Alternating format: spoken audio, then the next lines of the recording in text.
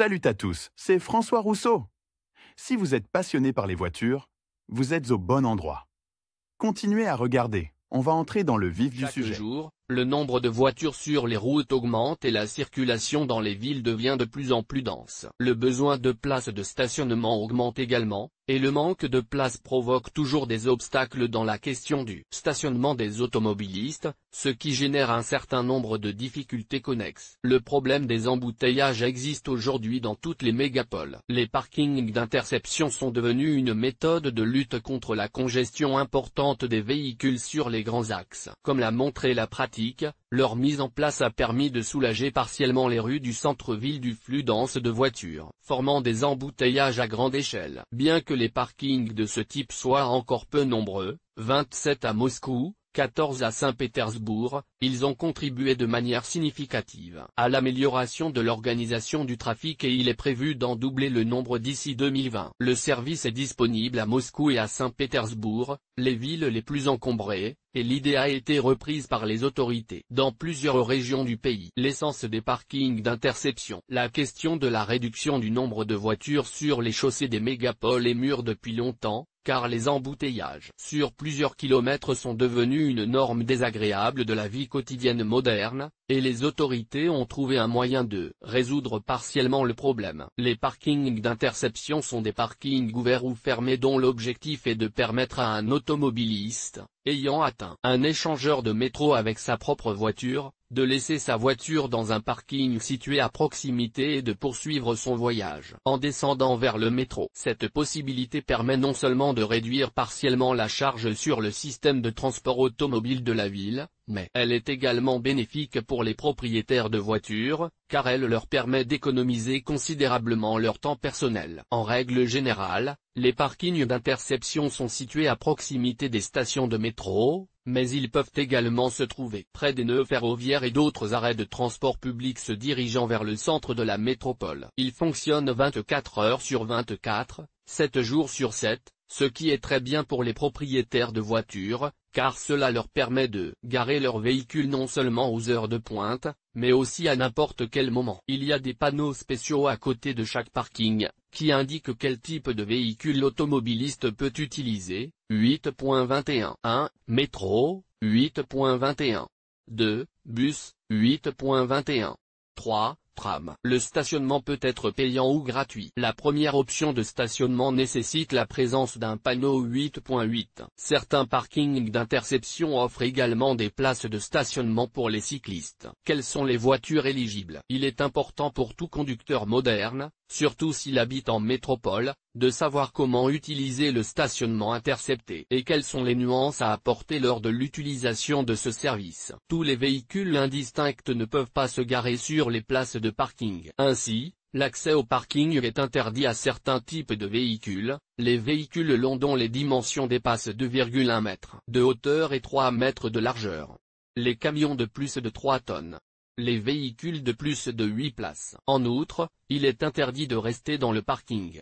Les voitures sans plaque d'immatriculation, les véhicules défectueux, endommagés, y compris les véhicules remorqués. Les voitures avec remorque, quel qu'en soit le type. Lire aussi, que faire si des voisins vous dérangent avec leur voiture? Toutes les autres voitures ont le droit d'utiliser le parking. Les restrictions actuelles ont été introduites principalement pour limiter le nombre de places de stationnement. Avantages et inconvénients du stationnement. L'interception des parkings présente l'avantage non négligeable de soulager les autoroutes, ce qui permet d'atteindre l'objectif et de faire fonctionner le service au profit de la société. L'avantage de l'utilisation du service pour les automobilistes est également évident. Sous certaines conditions, vous pouvez garer votre voiture gratuitement, comme le permettent la plupart des parkings. Si la voiture est garée pour la période allant de 6h à 21h30 et que le propriétaire a utilisé les transports publics pendant cette période, en effectuant 2 trajets, le laissez-passer servira de base pour ne pas avoir à payer la place de parking en plus. En même temps, personne n'est obligé d'aller quelque part quand ce n'est pas nécessaire. Si vous devez simplement laisser votre voiture pendant un certain temps pour visiter un centre commercial ou tout autre établissement proche, la place de parking est payée au tarif. Lorsque l'on prévoit une utilisation fréquente du parking, il est conseillé d'acheter une carte d'abonnement. Un autre avantage est que le parking fonctionne 24 heures sur 24. Bien entendu, l'utilisation de ce service est une question de convenance personnelle. Tous les conducteurs ne sont pas prêts à renoncer à un voyage confortable en voiture privée au profit des transports publics, mais la question du gain de temps dans les embouteillages est décisive pour beaucoup dans le choix d'un itinéraire et d'un moyen de transport. Parmi les inconvénients du parking, il y a la nécessité de payer pour une heure entière, même si la voiture est restée moins longtemps dans le parking. Les inconvénients comprennent également le manque de réserve dû à la limitation du nombre de places de stationnement. Le fait de placer le véhicule dans le parking ne garantit pas non plus sa sécurité totale, car il n'impose pas aux prestataires de services l'obligation de stockage. Ainsi, la direction du parking n'est pas officiellement responsable de la sécurité de la voiture et des effets personnels à l'intérieur de la cabine, mais tous les parkings sont équipés d'un système de surveillance 24 heures sur 24, ce qui minimise les risques de vol ou de détérioration des biens. Coût des services. Le propriétaire de la voiture reçoit un ticket de stationnement gratuit à condition d'effectuer au moins 2 trajets en métro et de les payer avant 21h30 le même jour. En outre, vous devez payer si le séjour de la voiture dans le parking d'interception a duré plus longtemps que la période prescrite, auquel cas la redevance est facturée selon le tarif convenu. Pour se rendre au travail, cette option est très avantageuse. Les tarifs des parkings sont assez démocratiques, le tarif de base valable de 6h à 21h30 est gratuit pour 2 trajets ou plus. Le dernier passage dans le métro doit être effectué dans une station différente de celle près de laquelle la voiture est garée. Le tarif de nuit est valable de 21h30 à 6h et coûte 100 roubles.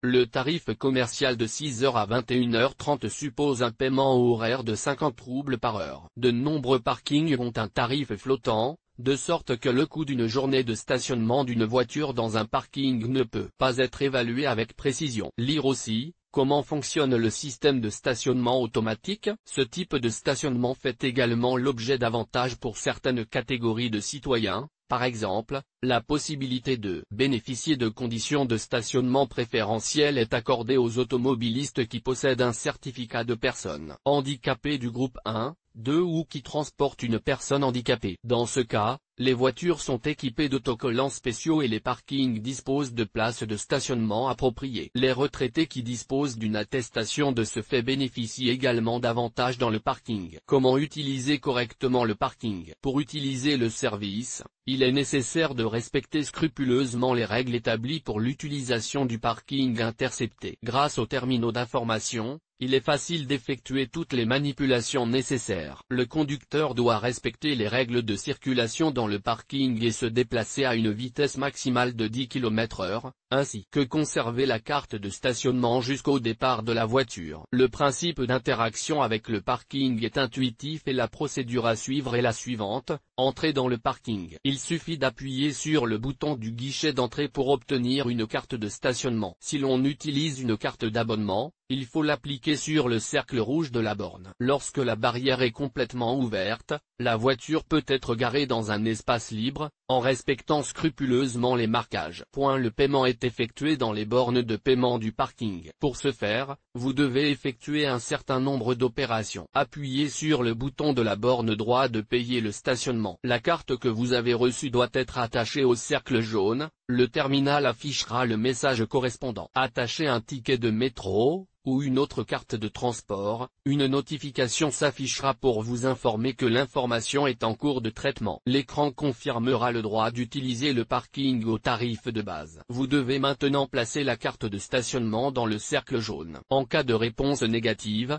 une autre information s'affiche, indiquant que les déplacements n'ont pas été enregistrés et qu'il n'est pas possible de garer la voiture sans payer le service. Le paiement doit être effectué au moyen d'un terminal de paiement, pour lequel la carte est insérée dans le récepteur de carte. Pour sortir, il faut insérer la carte de stationnement dans le guichet de sortie et, dans le cas d'une carte d'abonnement, il faut l'appuyer contre le cercle rouge. La barrière s'ouvrira si la durée du tarif de base n'a pas expiré ou si le service a été payé par l'automobiliste. La sortie de la zone de stationnement s'effectue au maximum 15 minutes après le paiement du stationnement. Si l'automobiliste a perdu ou endommagé sa carte de stationnement, il devra réparer le dommage pour un montant de 500 roubles, qui sera payé à la caisse du parking en plus du coût du service. La carte de stationnement peut être liée à une carte bancaire, le paiement du service étant alors effectué automatiquement par virement bancaire sur le compte du parking. Il est également possible de payer le service en espèces. Aujourd'hui, la mise en place de parkings d'interception est un outil efficace pour prévenir les embouteillages de grande ampleur sur les autoroutes,